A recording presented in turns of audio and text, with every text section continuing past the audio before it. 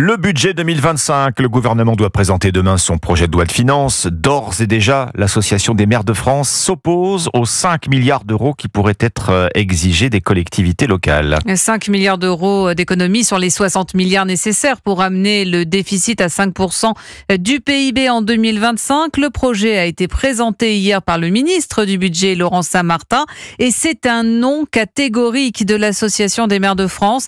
Un refus notamment à Chambéry, en Savoie. Reportage du correspondant d'Europe 1, Jean-Luc Boujon. Thierry Repentin ne décolère pas. Le maire de Chambéry, 60 000 habitants, n'accepte pas cette ponction d'un État, selon lui, irresponsable. L'État demande aux collectivités locales de combler un déficit pour lequel elles ne sont responsables en rien. Il n'y a aucune raison que les collectivités locales viennent au secours d'un État qui n'a pas su gérer son budget. Le gouvernement veut se dédouaner, c'est inacceptable. Au total, plus de 400 villes seraient concernées, les grandes métropoles, mais aussi les villes moyennes, celles avec un budget de plus de 40 millions d'euros.